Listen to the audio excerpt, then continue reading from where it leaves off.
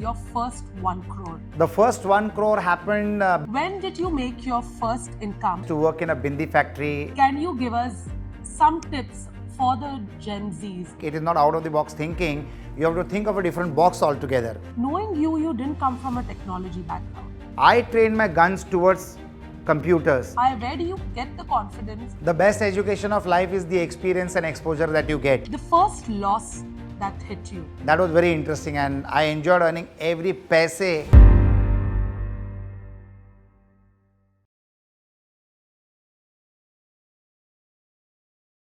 Today we are in conversation with Mr. Agnelorajesh, a serial entrepreneur, a social entrepreneur, and a complete Bible, if I may say, of marketing, business, entrepreneurship. So we are going to have some very interesting questions answered by him here. Let's shoot them. We have with us the man of the hour. First question is, when did you make your first income and what's the story behind it?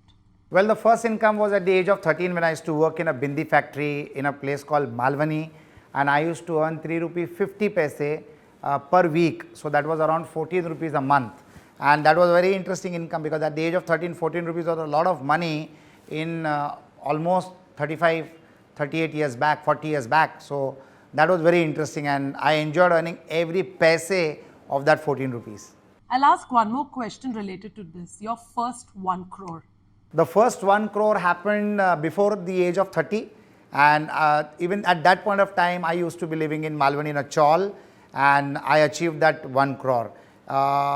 Very early in life, starting from scratch and reaching that crore before you could hit an age of 25 was quite a motivating fact for me. That's a motivation for a lot of youngsters. Can you give a few tips? I know at the end of the day it's your journey, but before the age of 25, hitting the first 1 CR is something that will have a lot of the Gen Z's eyeballs popping out. Can you give us some tips for the Gen Zs on how they should live a life to be able to achieve what you achieved? Well, you need to be focused, you need to be committed to your purpose, you need to be different in the way you think. It is not out of the box thinking. You have to think of a different box altogether. And if you can solve the problems of the people in the society with a very unique offering, you will stand a chance to make that crore. The crore that I made, today it would be 25 crores. So the crore that I made before my age of 25, for today's time, anybody wanting to reach that milestone, it's 25 crores.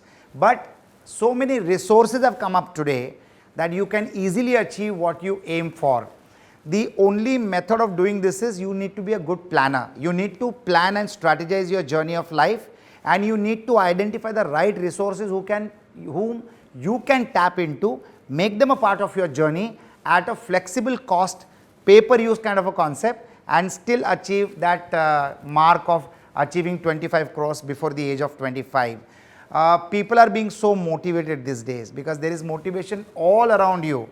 There is social media, there is technology, there are news portals, there are political parties motivating you, there are big successful entrepreneurs motivating you, your parents motivating you, your teachers motivating you.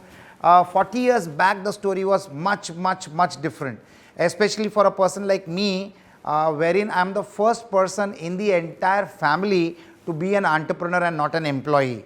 So I think it's self-motivation that counts, your personal ambition that counts, and being fearless, because coming back from a background like a place called Malvani, I had nothing to lose. I was at the bare bottom, nothing to lose. That was the ground level. तो जो होगा अच्छा ही होगा और इससे ऊपर ही जाएगा. That confidence is very motivating. But what motivated me the most is the statement of my parents कि बेटा तू कुछ भी करेगा, do it within the frame of law. That's one. And second, तू कुछ भी कर ले, 3 टाइम का खाना तो हम तुमको दे ही सकते हैं. So there was no fear of loss. When you don't have a fear of loss, you become a dramatically different personality altogether. You get me? Then if there is nothing to lose, there is everything to achieve, and nothing stops you from those kind of achievements. So I think this kind of mindsets is very critically important, and how you cultivate your mindset is very important. And to cultivate the right mindset, you need to be either in touch with the right people, or you need to be observing the right people, or you need to be reaching out to the right people all the time. And with technology, all this is very easily possible. Knowing you didn't come from a technology background. you came from a background where you've done jobs which were ground, like grassroots. And from there, today, when I hear you sitting with entrepreneurs talking technology, is for me surprising. How did you evolve as a person? How does it not worry you? And where do you get the confidence to talk futuristic businesses when that is not your background or education? The best education of life is the experience and exposure that you get. The second best education is reading people who have read a lot of books. And when you do both of these together, you can really unfold a life journey that you have never planned for. That's point number one. Point number two is in the 90s, technology was the booming sector. I always have the pulse of hanging on to the right trends. Like today we call about what is the most trending business. Now trend and trending and trends, all of these are words which I have started hearing for the last 10-15 years. But during my young days, when I was in my 20s, there was no word called trend and trending. So I need to make guesswork. I am a student of commerce and I did my education in commerce. I am a commerce graduate. I realized one thing, that whatever is trending needs to be known before it starts trending. In the early 90s, I realized when liberalization took place in India, of course, liberalization is a word that I understand today. I didn't understand it then in the 90s, but when I understood that if this sector is opening up and it can be an opportunity zone, I trained my guns towards computers. That time we didn't call it as information technology. For us, it was a simple single word, computer, and that caught my fancy. Something that too many people don't know about is something which is unique, and something which is unique has a great niche and a great future. So whenever in my journey as an entrepreneur, I find anything that's unique, I try to become a part of it. You need to ride the wave, but not fall in love with that wave. You need to drop and climb another wave when the seasonality of that business gets saturated. For example, with St. Angelo's Computers Limited, which I started in 1993, the wave went on till 2017. By the time I reached 2017, I realized that computer education is now available in schools and colleges, so we really need to diversify. My journey of diversification didn't start in 2017. It started around 2003, 2004. That's where I entered into the real estate segment. So always diversify when you are at the peak of your growth journey in that particular line of business that you are into. Do not try to look out for a new business idea when you are on the bottom side of the wave, because you might end up taking the wrong decision. So when you are at your peak, ideate on what's going to change, what's the new trend, what is the political scenario in the country, what's the political scenario globally, what is the situation in the multiple ecosystems that you are a part of, and then take a calculated call and move forward. So I went into multiple business ventures purely because the trends kept changing. So what business I do is immaterial, but my only business is risk mitigation. Whenever I venture into the business, I make an analysis of what's the risk in that particular business in terms of rules, regulations, finance, changing trends, infrastructure investment, capital investment, the risk of getting taken for a ride. I make calculations of all these aspects and then I create a strategy. But what I do interestingly is I always make new rules in an old sector or an ongoing sector. That's how I differentiate myself to any sector that I venture into. Every game has a rule. Different games have different rules and you need to understand the rules of that game very, very well. Like I love to say this and I would love to say this again, that in a football, you can't pick the ball, you need to kick the ball. In the handball, you can't kick the ball, you need to pick the ball. So if you learn the rules of the game of any business that you get into, you will definitely become a winner. I also tell my friends and I tell my people and my circle in which I do business conversations like Business Opportunities Club, I tell people that buying profit is a better profit than selling profit. Because when you are selling your product or service, your buyer needs to benefit more than what you benefit. But when you are a customer to somebody else, when you are the buyer, your buying profit needs to be there. You can control your buying profit, but the selling profit is determined by your customer and the market of that particular segment or sector.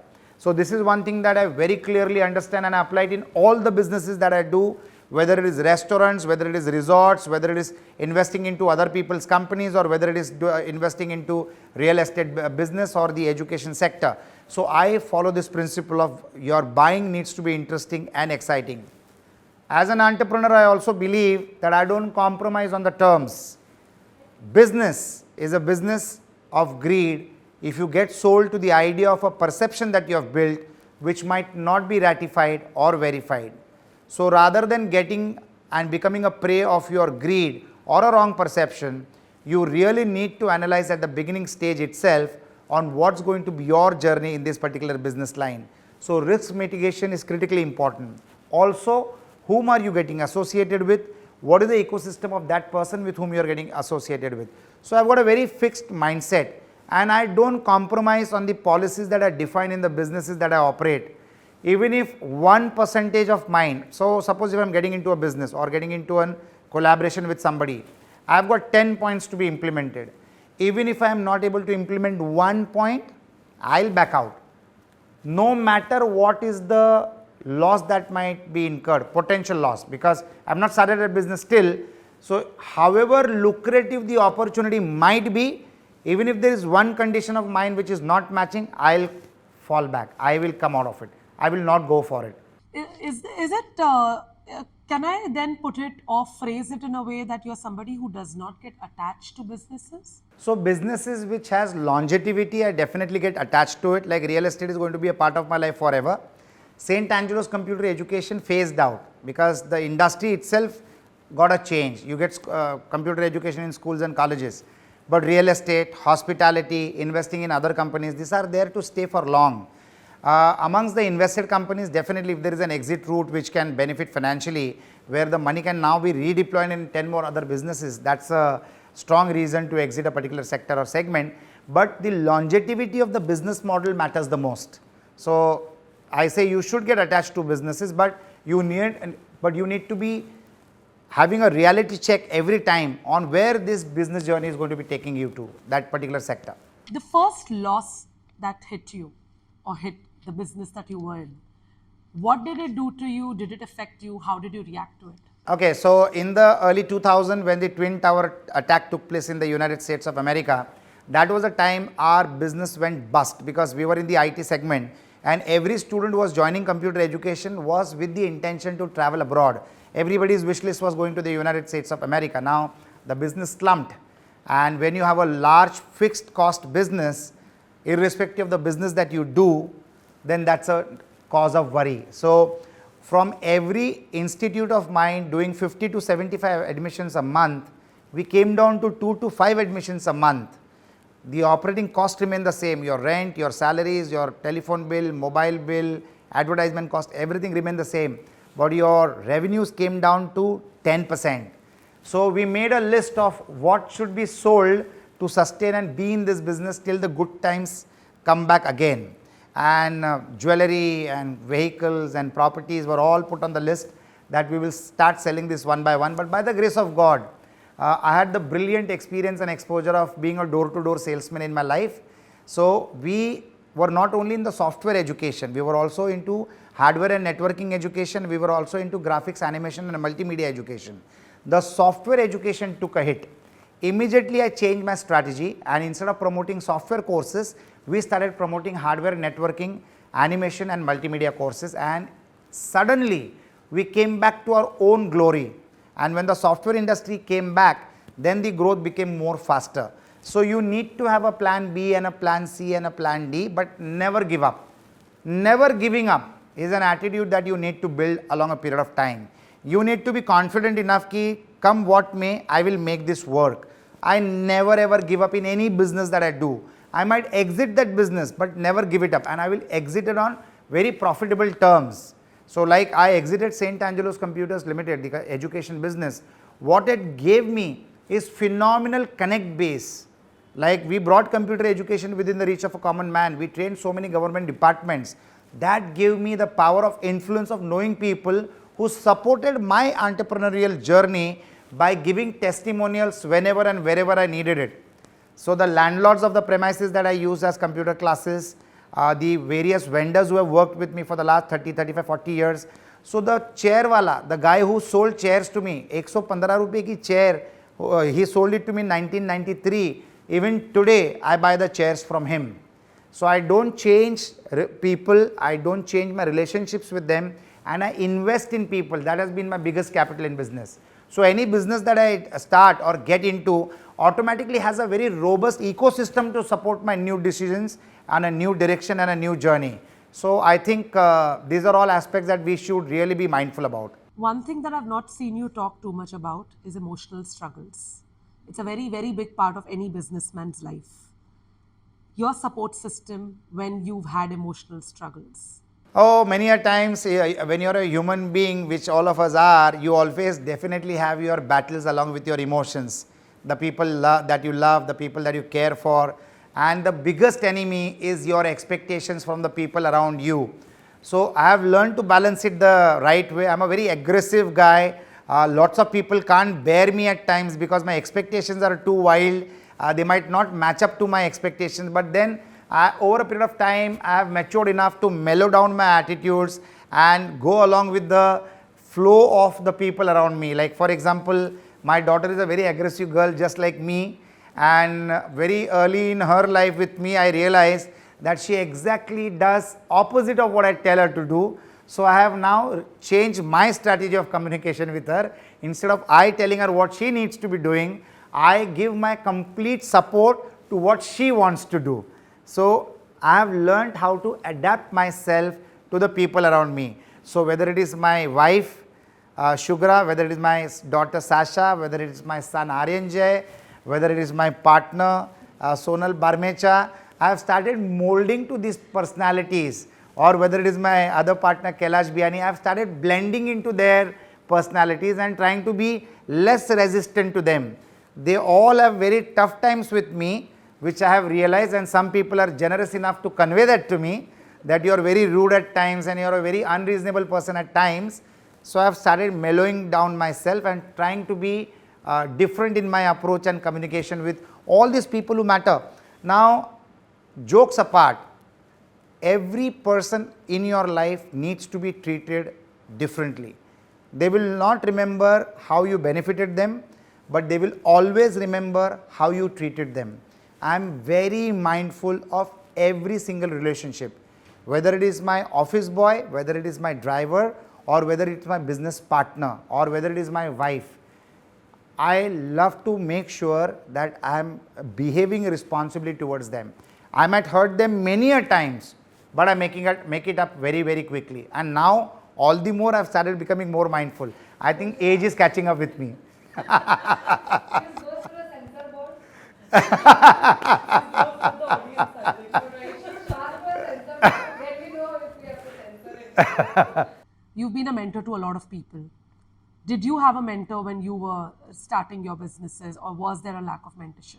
So I am a Eklavya which has got too many Dronacharyas, and you don't need to be in physical contact with a Dronacharya. I follow a lot of people across the world and I learn from them, and I love learning from people like Warren Buffett, Anand Mahindra, Ratan Tata, Narayan Murthy, Narendra Modi. All these are phenomenal Dronacharyas. They really teach you on how to live life differently, including Richard Branson. My craze of venturing into multiple businesses, I'm an ADHD just like Richard Branson, attention deficit hyperactive disorder, and people like them are always going to get bored with the same thing that they keep doing. So they want to have new situations in life to manage, handle and grow them. So like Richard Branson, who has got more than 400 companies, I intend to have at least 100 companies in this lifespan. So that cannot happen without you being mentored by different people in the line of businesses that you want to get into. So I love to read people. I love listening to content. My day begins with absorbing content and my day ends with absorbing content. I devote at least a 1.5 or 2 hours every single day listening and watching people on what their views and their methodologies of operating business and their life is. So that's how I lead into it, and I strongly believe in mentorship. In fact, I have a platform which is called as Business Opportunities Club, where we mentor entrepreneurs to achieve quantum leaps in the businesses that they do. So mentorship is critically important. Everybody needs to compulsorily have a mentor at all phases of their life. For a businessman, as important is to absorb success is also to accept failure. What is your mantra to accept failure? I don't think so that there is a failure in anything that you do. Every experience is a learning experience. Even if you fail, like they say, even if you fall forward. If you can't run, walk. If you can't walk, crawl. But whatever you do, move in the forward direction. So failing forward is a method to reaching success.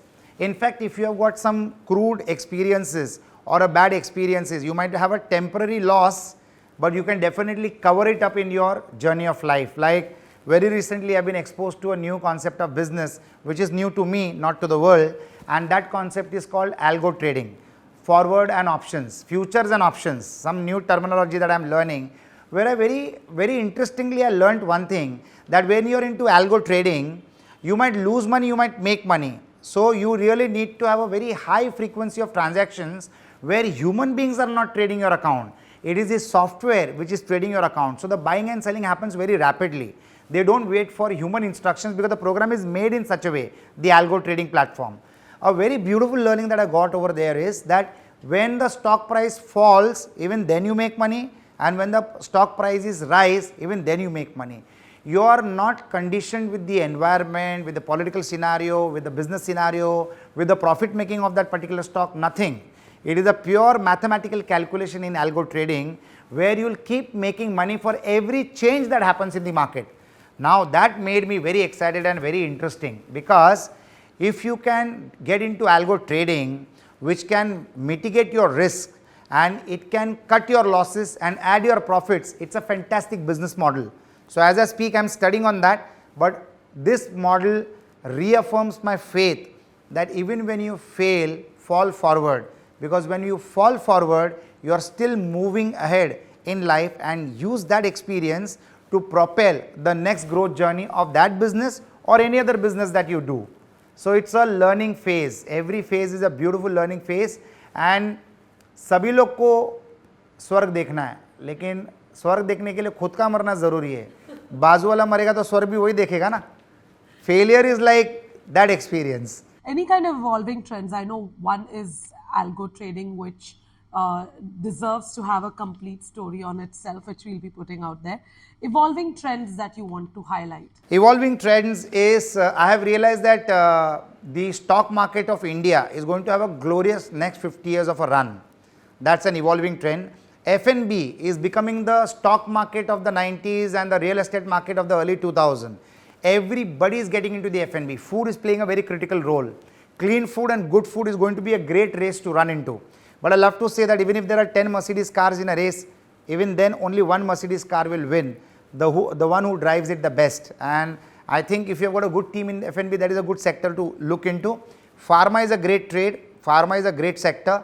Infrastructure development is humongous. Like the Indian government is going to be investing 100 lakh crores in the next 5 years for infrastructure development.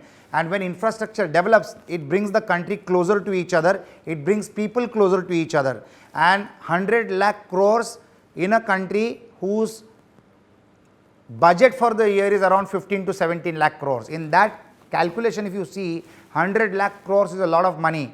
Expenditure in the economy is income to the people. So when the government is going to spend that kind of money, every business is going to start flourishing and growing vertical. So the stock market is also going to take great advantage of that. And that's the reason I say that the next 50 years are going to be the Indian glorious years. There's also another aspect to this. The Indian business hemisphere is changing rapidly. Any piece of advice for the current business entrepreneurs for the rapidly changing landscape of business in India currently? Collaborative working is the best way to move forward. There are 3 methods of how you can grow your business. One is adding new customers, which anybody knows, everybody knows. Second is adding more product and services to your existing customers. And the third is the best one, doing both, adding new customers and adding more product and services to your existing customers. Whenever you create a transaction with your customer, you are establishing a relationship. And business is all about relationship management. When you win the trust of a customer, and when can you win the trust of a customer? When you commit you fulfill your promise, you show the proof that you have delivered that promise, and you give more value to the customer than what the customer pays you in terms of money. The customer should feel he paid for an Innova and he got a Mercedes delivered to him. That kind of feeling he should get out of your promises that you made and the proof that you provided. So collaborative working is going to be critically important in this current changing scenario and trend, because you don't know it all. So you can definitely collaborate with your existing infrastructure, with your existing ecosystem and a new ecosystem that you are joining to.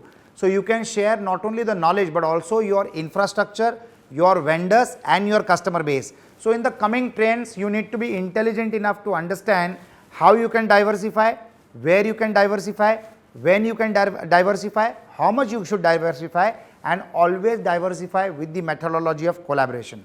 It will keep you safe, because with whom you collaborate, they come with a certain stake in the business and they will ensure that at least your bottom is covered, your bare minimum bottom line is covered. Okay. Future outlook, based on the current market trends, where do you see the biggest opportunities for new entrepreneurs and how should they prepare to seize them? Any segment which has got bad products or bad service is a segment to grow, and that is true for every business that you do. Today you cannot invent anything, you can only innovate something. Like the service needs to be top notch, or the product has to be top notch, and there is a market for it. People want durability, people want it at a cheaper price point, people want it on the spot, instantly. So quick commerce is the new trend. Whatever the customer wants, he wants it in the next 10 minutes of time, whether it is a car, whether it is a food product, whether it is a vada pav, or whether it is a television set. Now the race is how that can be made possible. So all the entrepreneurs of the world are trying to make that happen, and that's what is the coming trend, that's what is a new trend.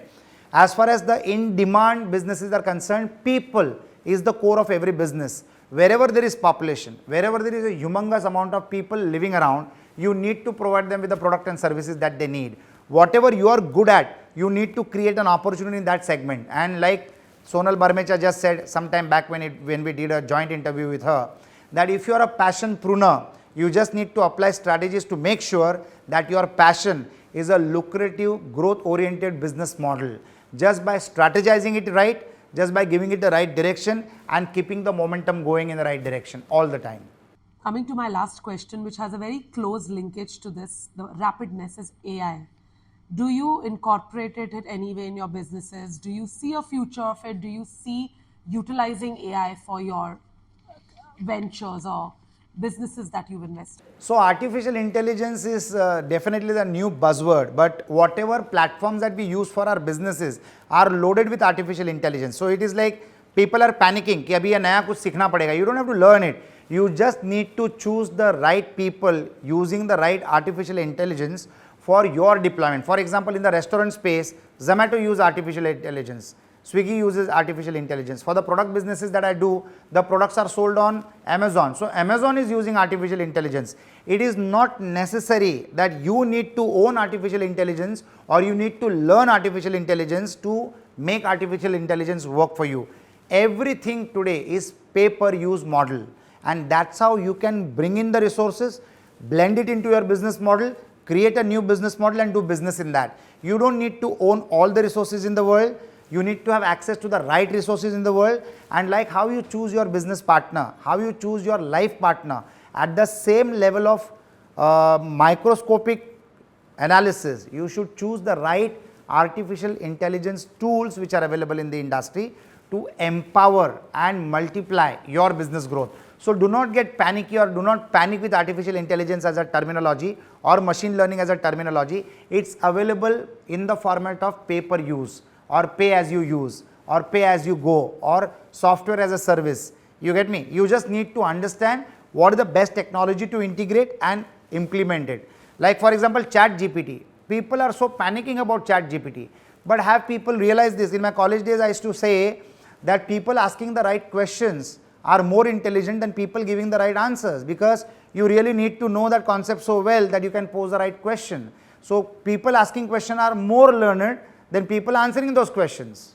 I used to consider that as a joke, but today the reality is the quality of the answer that the ChatGPT gives you is totally dependent on the quality of the question that you input to the ChatGPT. There you need your own intelligence. There you can't be helped by the chatbot. So these are all small, real understandings. Like in the 90s when computers came to India, all the labor unions thought that people will lose their jobs. Nobody lost their jobs. More jobs got created. People became more productive and people started serving more larger number of people than what they were serving when they were working with their bare hands. So these are all the changing times. We have to just adapt to new technologies, make it a part of your business journey and your business strategy and your business plan, and face the world with a new vigor. I think these are all very interesting tools created to empower your personality and your productivity. Great. I think those are great answers there. I'll just quickly do one rapid round with you and just one word answers for them. Mr. Agnelorajesh Athaide is grateful for. All the opportunities. Mr. Agnelorajesh Athaide's happiness is. Being satisfied. Mr. Agnelorajesh Athaide's manifestation is. Be a global entrepreneur. I think I have my answers. Thank you so much for that.